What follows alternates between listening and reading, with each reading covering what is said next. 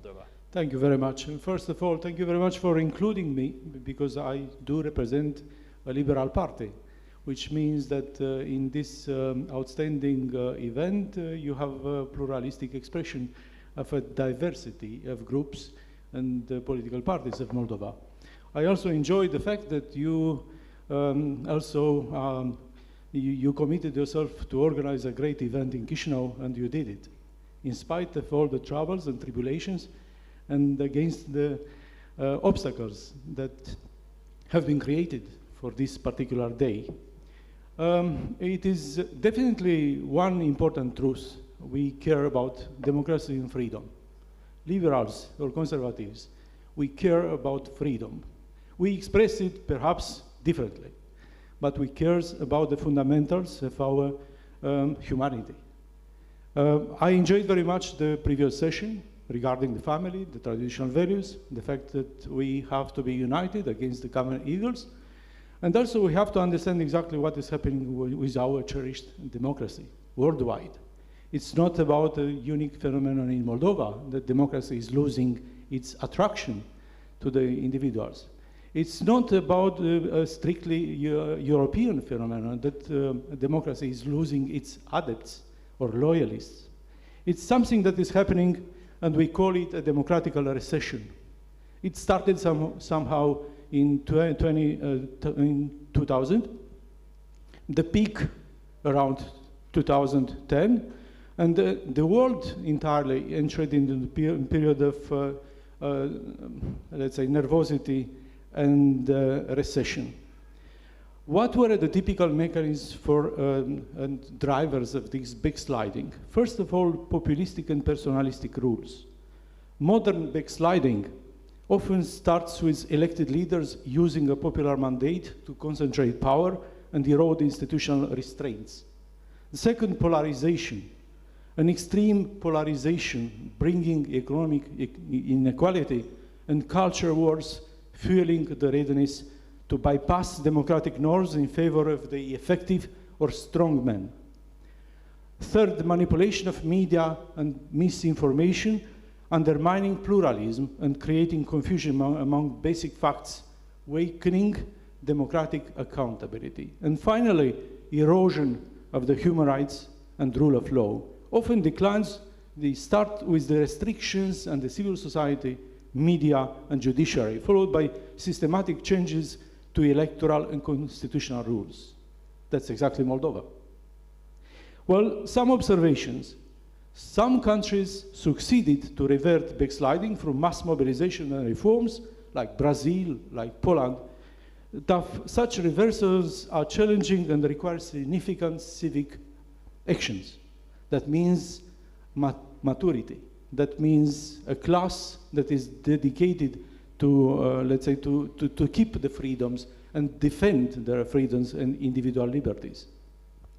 Second, autocratization is not coup-driven. It's not starting with a coup d'etat.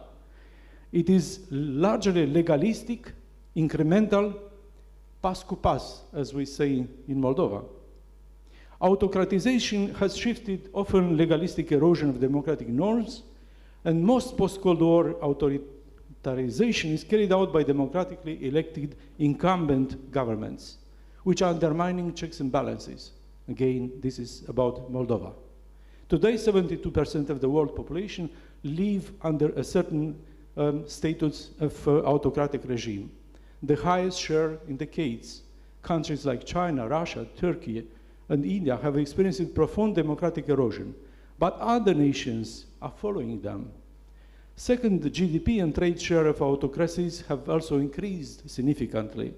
By leading indices, the global share of democracies dropped from 54% in 2009 to under 50% in 2019.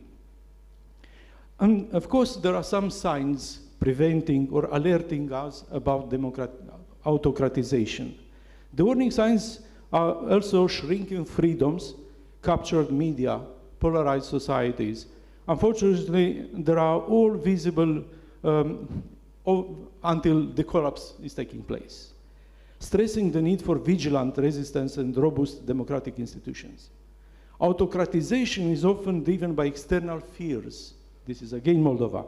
Then people in power becoming addicted to their status, launching their own crusade wars against others, often in hybrid wars against other hybrid wars, and often using the Bolshevik slogans, who is not with us is against us.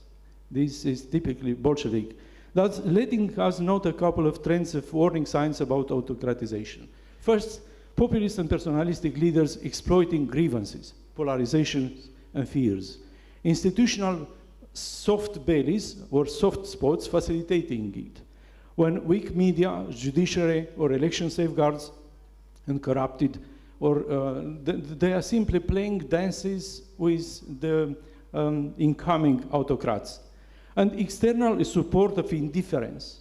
What I sometimes can observe is that indifference coming from Brussels sometimes is letting Moldova to become more and more autocratic. While most autocratization trajectories are difficult to reverse, some countries demonstrated that civic mobilization and external support can restore democracy. Let us zoom into two main causes or democratic weakening from a conservative perspective. I'm trying to dress out this kind of expression. First of all, elite alienation and institutional decay. Widespread disillusionment emerges from the feeling that political elites are detached from the regular citizens. This is the first cause of regress and decline. Second, cultural fragmentation and loss of cohesion inside of the nations.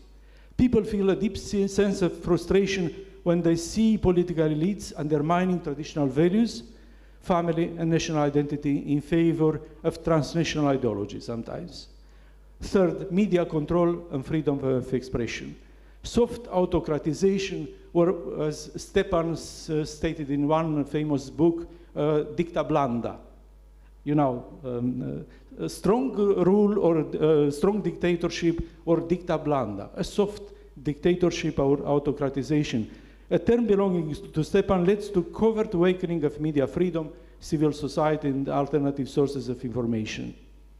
And finally, awakening of state sovereignty, sometimes the transfer of key decision-making powers to supranational organizations undermine local control and democratic legitimacy, public trust and engagement shrink when national leaders are perceived as, I would say, puppets in other hands. We all are very much concerned with the decay of democracy. We all have one common objective: to restore the sense of belonging of democratical values to the national communities we represent. And we all may have solidarity in actions in order to create more boost for public trust in state institutions. Thank you.